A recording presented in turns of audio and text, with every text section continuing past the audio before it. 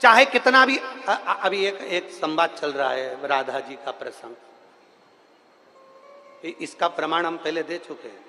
पर जिसकी दृष्टि में सियोर वाला महाराज गलत है तो वो जिंदगी भर कितना भी प्रमाण दे ले, जैसे माता जानकी प्रमाण दे देकर आखिरी में जमीन में चली गई पर उसकी किसी ने नहीं मानी। ऐसा चाहते हैं दुनिया के लोग कि तुम प्रमाण देते रहो देते रहो देते रहो। क्या प्रमाण दें? क्या प्रमाण चाहिए?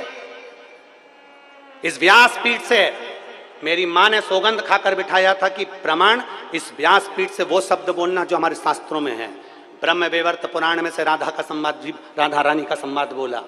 इसके बाद राधा रहस्य में से राधा जी का संवाद बोला। गौड़िया संप्रदाय की काली पीठ से निकलने वाली पुस्तक में राधा जी का संवाद लिखा है जो हमने बोला। और प्रसन्नता ब्रज 84 कोष में अनय घोष का मंदिर है, वहां जाकर दर्शन करो जावड़ गांव में, उसका प्रसंग कहा। उसके बाद कितना प्रमाण चाहिए तुमको? और बात है राधा रानी की, वो तो मेरी माँ है। मैंने इस व्यासपीठ पर बैठने से पहले बाल्यावस्था में 1999 में जब पहली कथा चालू करी थी तब हमारे पास धन नहीं था। दूसरे की दुकान पर काम कर कर कर पैसा, जो 10 रुपए साइकिल से लिफाफे देने का जो पैसा मिलता था 10 रुपया, उससे हम जा जाकर पैसा लेकर उस पैसे को लेकर राधा रानी की परिक्रमा करने जाते थे। 51 परिक्रमा मेरी राधा रानी बरसाने की करी है और ना जाने कितनी परिक्रमा गोवर्धन नाथ जी की करी है।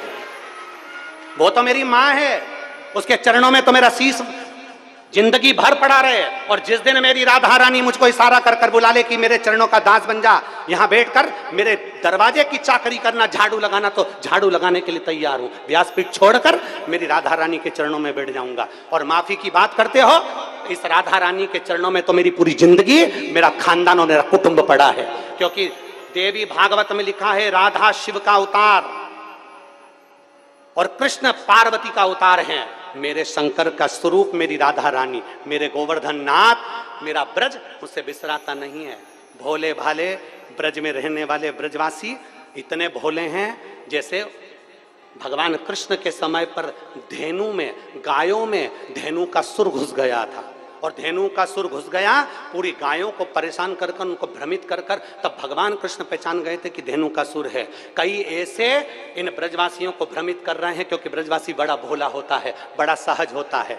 हमने हमारी जिंदगी की जितनी परिक्रमा करी गोवर्धन नाथ जी की, उस परिक्रमा में 1 रुपया भी हमने कभी ब्रज के अंदर पैसा खर्च कर कर नहीं। हमने नियम लिया था कि ब्रज में जितनी परिक्रमा करेंगे ब्रजवासी से मांग कर करेंगे। मेरे गोवर्धन नाथ जी की परिक्रमा में जितने ब्रजवासी रहते हैं सब पहचानते हैं सियोर वाले को कि बचपन से परिक्रमा करता है। जब चड्डी पहनता था हाफ, उस समय से परिक्रमा करता था और ब्रजवासियों से 2 रोटी मांगकर खा लेता था। मेरे ब्रजवासी इतने भोले होते थे कि बिठाकर छाछ भी पिलाते थे। आज उन ब्रजवासियों में कुछ लोग ऐसे घुस गए हैं जो इस शिवपुराण का विरोध करना चाहते हैं, इस व्यासपीठ का विरोध करना चाहते हैं, प्रदीप मिश्रा का विरोध करना चाहते हैं। वो लोग राधा रानी की आड़ में बदनाम करना चाहते हैं और ब्रजवासी इतना भोला है कि वो समझ नहीं पा रहा। आप कहो जिस दिन राधा रानी के चरणों में आकर दंडवत कर लूं, आप बोलो जितने दिन तक राधा रानी के चरणों में पड़ा रहूं, मेरी माँ है वो, उससे मेरा बेर नहीं है। जो कुछ बोलूंगा प्रमाण से बोलूंगा, बिना प्रमाण के कुछ नहीं बोलूंगा। और जिस जिस महाराज को प्रमाण चाहिए, कुबेरेश्वर धाम खुला पड़ा है, आ जाओ और प्रमाण लेकर जाओ। जिस जिसको प्रमाण चाहिए, कुबेरेश्वर धाम खुला पड़ा है। राधा नाम क्या होता है? मेरे सीहोर की एक गली में जाकर पूछना कि राधा नाम कीर्तन कैसा कराया। राधा नाम क्या है? कई सालों से 51 परिक्रमा जब तक राधा रानी के बरसाने की करी, तो उस उतने वर्ष तक राधा नाम कीर्तन एक एक बच्चे बच्चे के मुख पर राधा राधा जब्बा दिया। मेरी सिद्धपुर भूमि सीहोर का एक एक बच्चा जानता है कि राधा का नाम क्या है। वो वृंदावन नहीं गया, वो बरसाना नहीं गया, पर सीहोर को बरसाना बना दिया था। इतना राधा नाम जब्बाया है उस सीहोर की भूमि पर। तुम क्या सहज समझते हो? और सोशल मीडिया वाले सोचते हैं कि बदनाम करेंगे। अरे मेरे शंकर के भक्त हैं, ये तो राधा रानी की कृपा है। तुम जिस दिन बोल दो, मैं साधुता देता हूं श्री पौंडलिक जी महाराज जी को, गोस्वामी जी को, मैं साधुवाद देता हूं कौशिक जी महाराज जी को, मैं साधुवाद देता हूं संजीव कृष्ण शास्त्री जी को, मैं साधुवाद देता हूं राजीव जी शास्त्री जी को, मैं साधुवाद देता हूं अनूप जी शास्त्री जी को, जिन्होंने वृंदावन से फोन लगाकर कहा गुरुदेव आप जब भी इधर पधारे महाराज जी, अपन सारे विद्वानों की सभा रखेंगे, आप उसमें अपनी बात रखना। और हमारे यहाँ पत्र आया और हमने पत्रों के माध्यम से उनको सूचना दी, हम पहुंचेंगे वहां पर बात करेंगे। और इतने बड़े विद्वत संत हैं माननीय श्री प्रेमानंद जी महाराज, उनके चरणों को दंडवत करता हूं। भारत की भूमि पर और ब्रज में इतने बड़े रसिक संत कोई नहीं होगा। ब्रज में इतने रसिक संत है प्रेमानंद जी महाराज, अगर वो एक फोन कर देते कि प्रदीप तुझे आना है, उनका ये दास दंडवत करता करता उनके चरणों में पहुंचता और उनसे बात करता रहा। एक बार कह देते, क्योंकि वो रसिक संत हैं, राधा रानी के परम भक्त हैं, भगवान कृष्ण के परम भक्त हैं।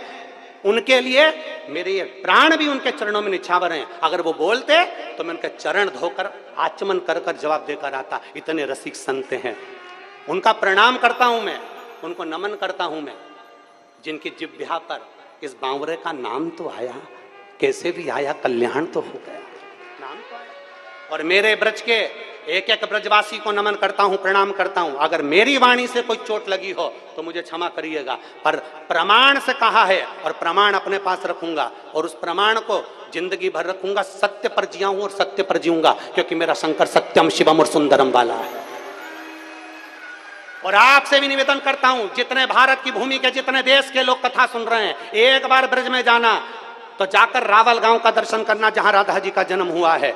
जाना तो बरसाने का दर्शन करना, जहां राधा रानी पहुंची हैं। मेरी रावल में राधा रानी जी का जन्म हुआ, उनको वहां पर लाडली कहा जाता था।